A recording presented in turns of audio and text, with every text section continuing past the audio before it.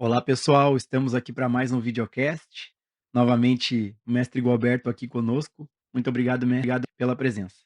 Mestre, hoje eu vou ler um trecho do livro do Joel Goldsmith, chamado Setas no Caminho Infinito. Num trecho desse livro, o mestre Joel fala o seguinte: todo momento que desperdiçamos a viver no passado é um momento de vida sem Deus. Mestre, pode nos passar a tua visão do que é viver o agora, de como viver no agora. Essa questão do agora é algo que nós temos que compreender. Por exemplo, a pessoa, em geral, ela tem essa dúvida, ela acredita, e é por isso que faz perguntas exatamente desse tipo. Ela pergunta: como posso viver no agora? Existe uma coisa aqui, Gilson, que nós precisamos compreender. Qual será a verdadeira natureza da pessoa? Desse senso pessoal, desse ser alguém. Repare, isso não é outra coisa a não ser um movimento em nós, neste modelo psicológico de ser, onde aquilo que está presente é somente memória, é somente lembrança, é somente pensamento. E isso é, por natureza, o passado. Qualquer coisa que, por exemplo, você me diga sobre você, você vai estar relatando, declarando, fazendo uma afirmação com base no pensamento. E esse pensamento é memória. E, portanto, é parte do passado.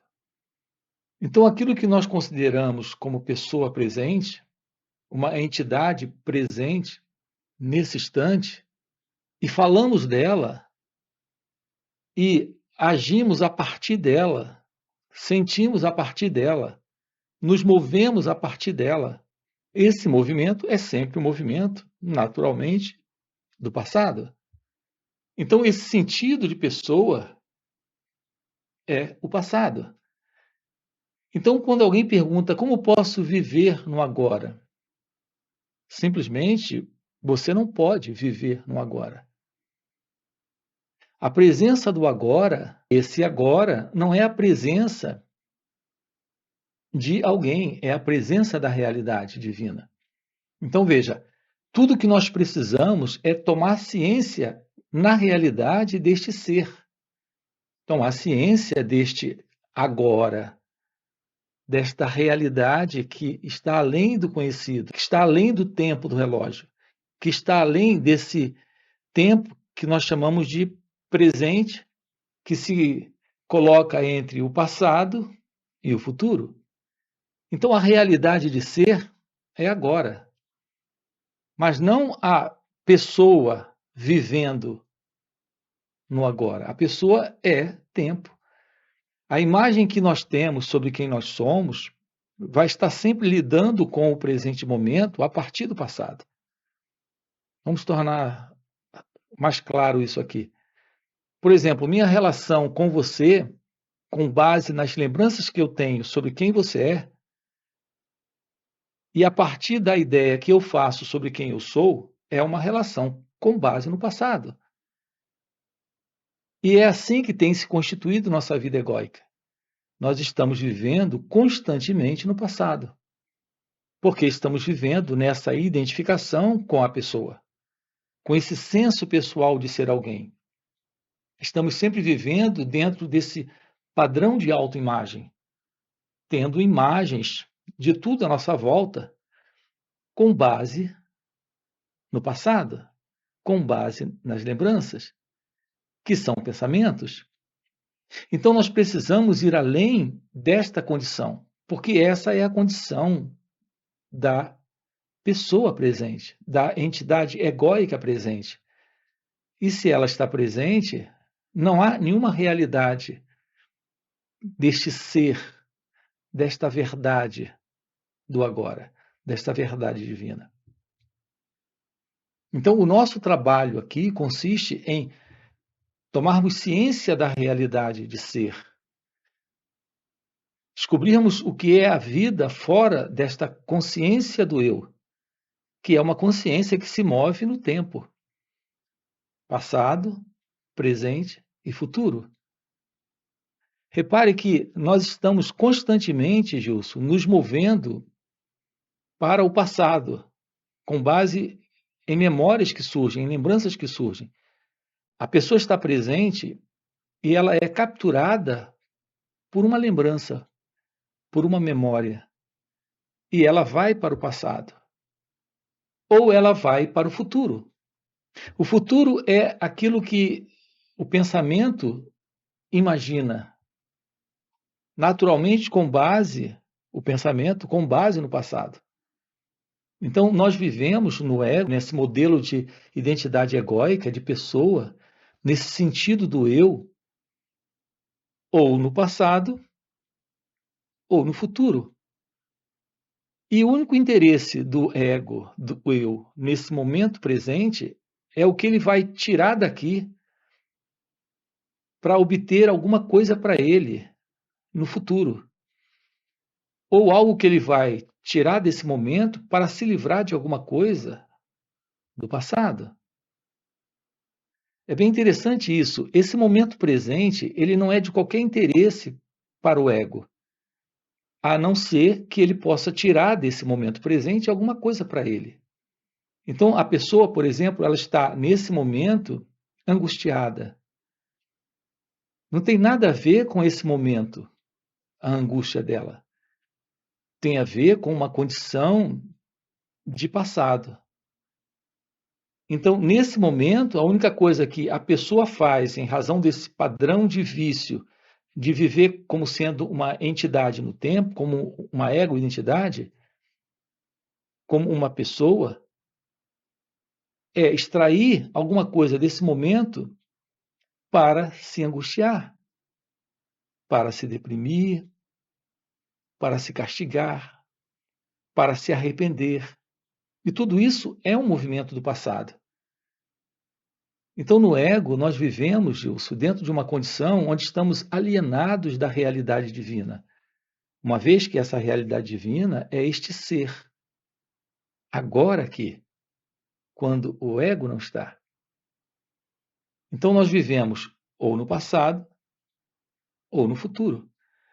Então, a pessoa está presente imaginando que ela vai ganhar, ou imaginando do que ela precisa se livrar.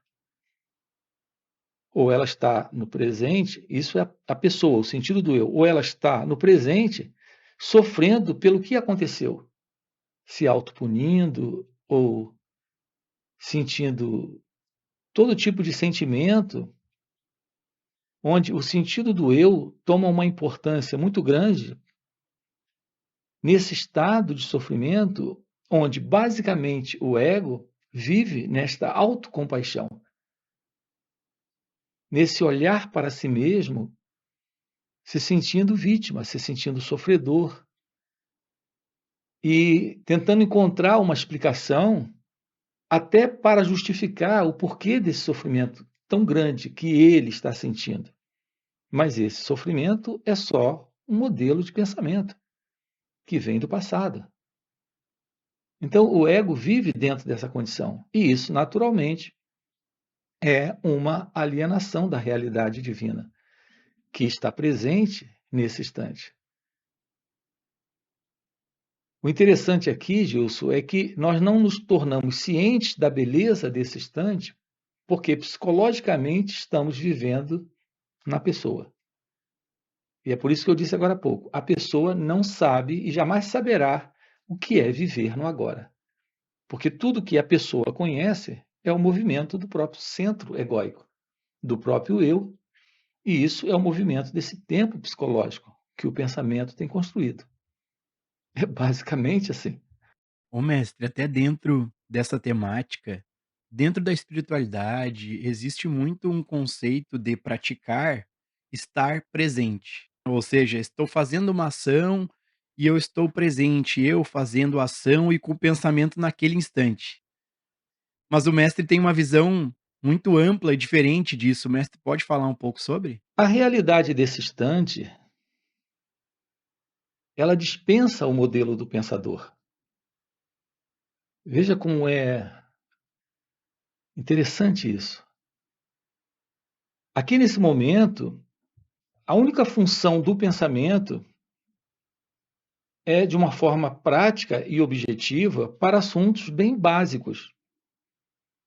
Por exemplo, se você vai me relatar alguma coisa e vai me contar algo, você irá me contar com base em uma informação que você tem, em um conhecimento que você tem. Então, essa informação é algo que, para mim, será útil se ela for técnica. Então, se você tem uma informação técnica para me passar e nós estamos trabalhando juntos, o pensamento se faz necessário, porque você estará me comunicando uma informação técnica, funcional, prática, objetiva, para lidarmos com algo profissional que está aqui nesse momento, com um trabalho, com uma atividade. Só que, em geral, não é assim que estamos funcionando. Nós estamos funcionando no pensamento, naquilo que eu tenho chamado de pensamento psicológico, o pensamento que norteia uma identidade presente que se situa em imagens que ela tem formado. Então, o meu contato, por exemplo, com você pode ser nesse nível prático, objetivo, nesse instante, ou pode ser com base naquela memória que eu tenho sobre você, de algo que você me fez, e ainda estou ofendido ou magoado ou chateado com aquilo. Quem está assim, ofendido, chateado e magoado com aquilo? A imagem que eu faço de mim mesmo nessa relação com você. Então, você, para mim, é uma imagem. A imagem de uma pessoa de quem eu não gosto porque me maltrata. Maltrata quem? Eu. O que é esse eu? Uma autoimagem.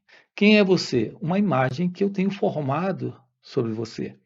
Então, nossas relações nesse nível é uma relação entre imagens e, portanto, não é relação real nenhuma. É assim que nossas relações entre pessoas têm acontecido. Então, nesse nível, estamos sempre dentro de uma condição de relação com base em imagens. E essas relações são conflituosas, porque não tem nenhuma verdade nisso, é pura insanidade. Porque está dentro desse pensamento disfuncional, presente no ego, presente nesta autoimagem. Então, nossas relações humanas, Gilson, estão situadas dentro dessa condição. Ok? Agora vou tocar no outro assunto. Quanto a lidar com o instante, com o momento presente, veja, não precisamos do pensamento.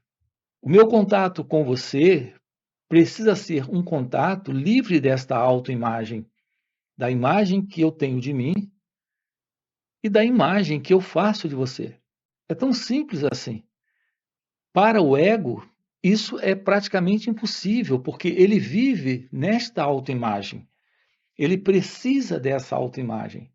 E tudo que ele conhece de relacionamento é com base nisso. Então, esse jogo de amor e ódio entre pessoas, de amizade e inimizade, de gostar e não gostar, todo ele é um jogo em cima dessa autoimagem. Agora, vou reiterar isso. Quanto a lidar com o momento presente, nós não precisamos do pensamento. O pensamento, repare, ele não lida com o que está aqui. Nenhum pensamento está lidando com algo aqui, nesse instante. Quando você se depara, por exemplo, com alguma coisa, o pensamento aparece como uma reação de memória, como uma reação do conhecimento adquirido no cérebro para reconhecer aquela experiência. Mas isso é algo que vem do passado. Esse reconhecimento vem do passado. Mas esse é o modelo do vício do pensamento de estar se metendo em tudo. Nós não precisamos, Gilson, do pensamento nesse momento. Só precisamos, sim, desta presença, desta consciência, desse ser, desse natural estado de ser. Isso é a realidade do agora. Não a verdade de alguém aqui, agora.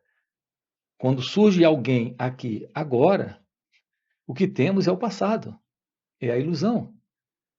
Então, quando as pessoas se aproximam e dizem, eu preciso viver no agora, o que elas estão falando? Elas não sabem o que estão dizendo. A realidade desse agora é exatamente a ausência da pessoa. E lidar com esse momento não requer a presença do pensamento, uma vez que o pensamento é algo que vem sempre do passado. A não ser, repito, aquele pensamento funcional, técnico, que nós precisamos, como se você vai me passar o endereço da sua casa, você faz uso do pensamento. E pronto, está terminado. Mas não é assim que nós estamos lidando com o pensamento. O pensamento está o tempo inteiro interferindo nesse instante, nesse momento, criando uma completa alienação da beleza do que está aqui. Uma beleza que só pode ser contemplada a partir deste olhar livre do centro, livre do eu, livre do ego, livre desse mim, livre do passado. Então, as pessoas querem fazer uso de algumas técnicas para descobrir a beleza do agora. Mas a pessoa, o que quer que ela possa fazer, estará dentro do próprio movimento dela. É por isso que nós temos falado, Gilson, que a meditação, por exemplo, que é essa tentativa de adentrar esse momento presente, essa tentativa feita por uma técnica, por uma prática, por um exercício, é só a presença ainda do eu, do ego, do meditador, tentando encontrar alguma coisa chamado de meditação. Então, um certo resultado psicológico você até obtém dentro de uma determinada técnica ou prática. Você pode até obter um certo resultado através também de uma técnica ou de prática para estar presente aqui no agora. Mas você ainda estará presente. Isso não é um trabalho real de autoconhecimento.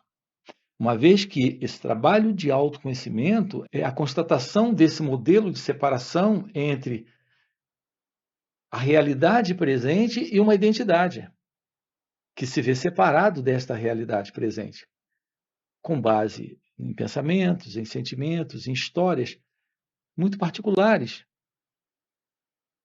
acontecendo e tendo um observador ainda por detrás disso, querendo fazer alguma coisa, gerenciando alguma coisa nesse sentido, gerenciando pensamento, emoções, percepções. Eu não sei se isso fica muito claro aqui, de repente alguém ouvindo pela primeira vez, mas é basicamente isso. A realidade do momento é tão completa que lidar com esse momento sem esse ego, sem esse sentido da pessoa, há um fluir natural de inteligência, de presença divina, de quietude, de paz, de silêncio, e tudo assume um lugar real quando o eu, o ego, não está. É isso. Mestre, a gente tem uma pergunta aqui de um inscrito no canal. Ele faz a seguinte pergunta: então o eu, o ego, é fruto do pensamento? O sentido de alguém presente, que é esse sentido do eu, do ego, é um entre muitos outros pensamentos. Então, quando usamos o pronome eu, estamos no pensamento, e é só no pensamento, identificando um personagem, uma personagem presente, uma pessoa presente, aqui nessa experiência. Uma pessoa que tem um nome e uma história. Então, a palavra ou o pronome eu é algo que o pensamento expressa como sendo o seu primeiro nome, o primeiro nome para essa entidade supostamente presente. Então, quando nós usamos a expressão eu, estamos nos referindo à ideia de alguém presente dentro da experiência.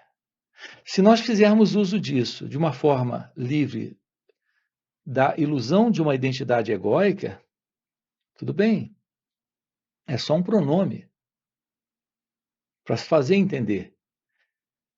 Geralmente não é assim. Usamos o pronome eu, dando a ideia de que existe realmente uma pessoa presente, no sentido de uma identidade que está carregada de uma autoimagem.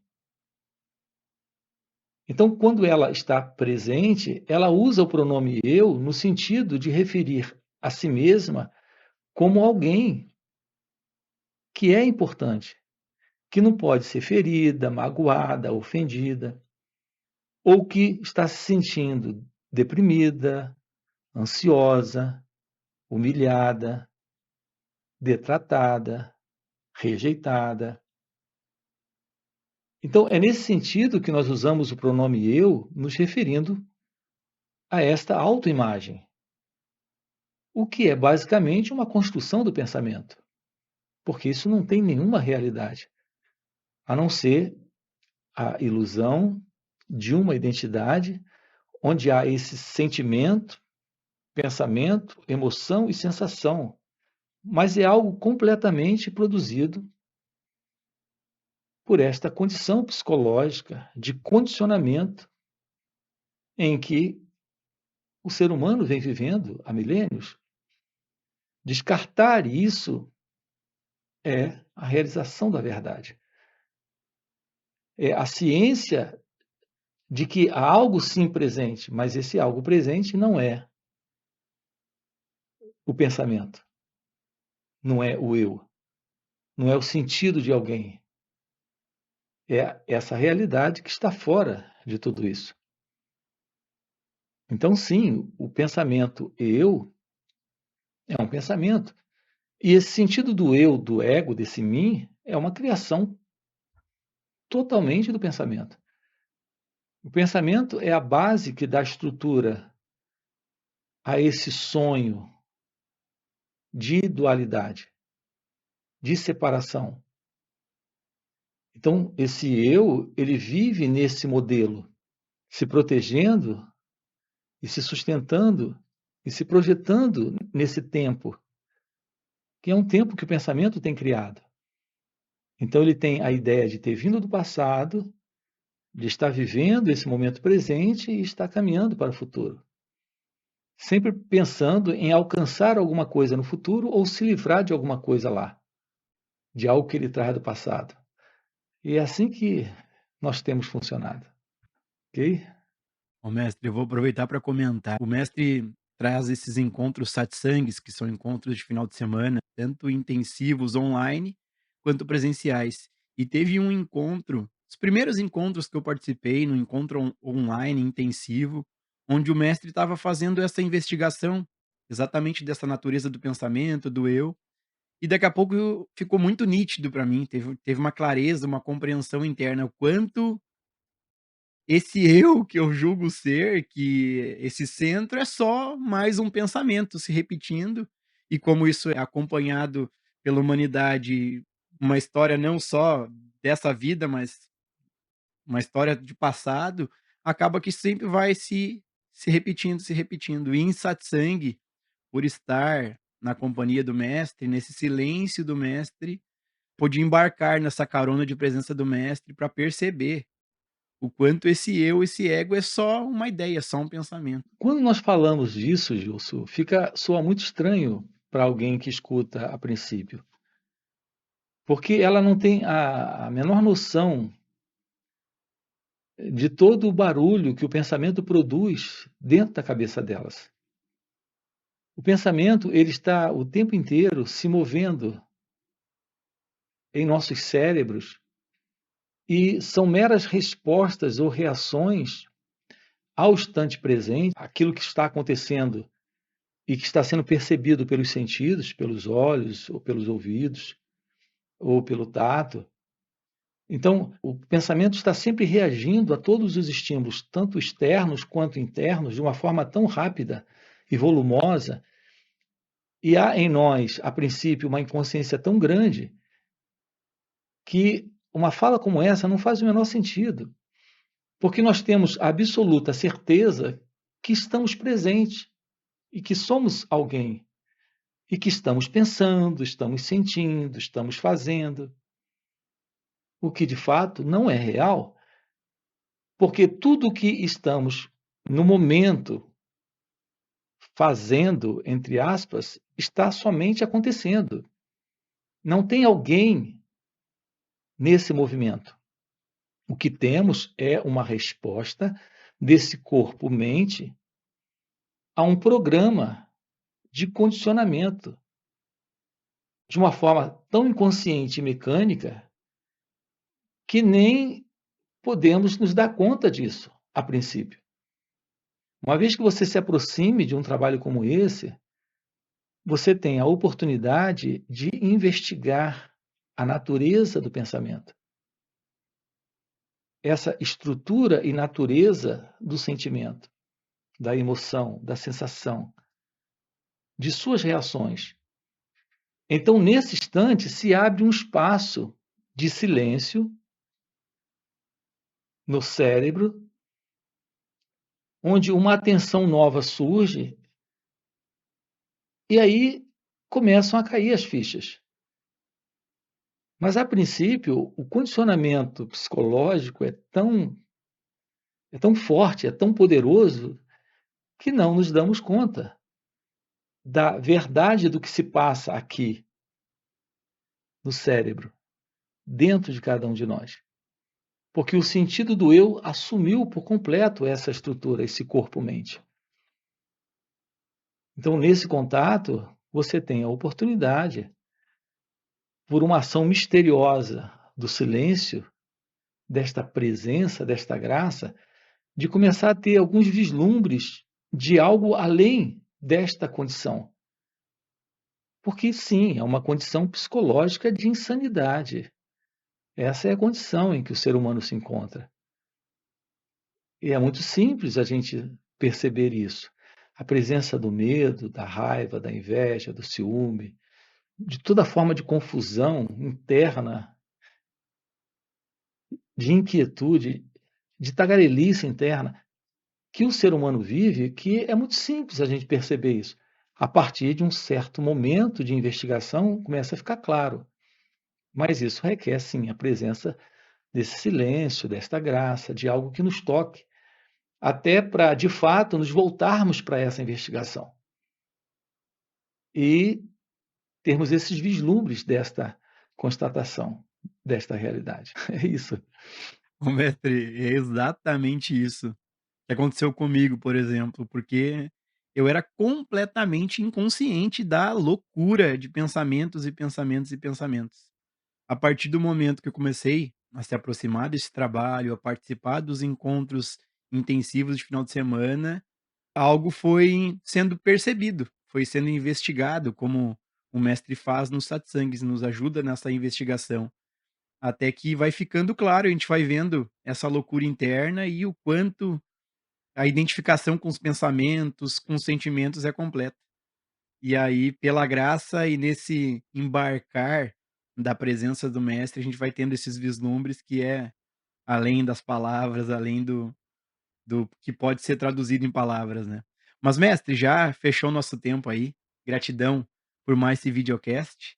Para você que está assistindo o vídeo, já deixa um like, já traz algum comentário, alguma dúvida, alguma pergunta, para a gente trazer para os próximos encontros e principalmente, para ti que quer intensificar essa investigação, poder ver, de fato, esses pensamentos, fica o convite para participar do encontro intensivo de final de semana, que são esses encontros satsang, tanto online também quanto presenciais, no primeiro comentário fixado vai ter o link do WhatsApp para as informações complementares. Mestre, gratidão por mais esse encontro. Então, essa sinalização de Joel Goldsmith, que é a sinalização para uma vida crística, nesta união consciente com Deus, como ele aponta no caminho infinito. Isso é algo que se mostra presente quando você aprende a arte da meditação,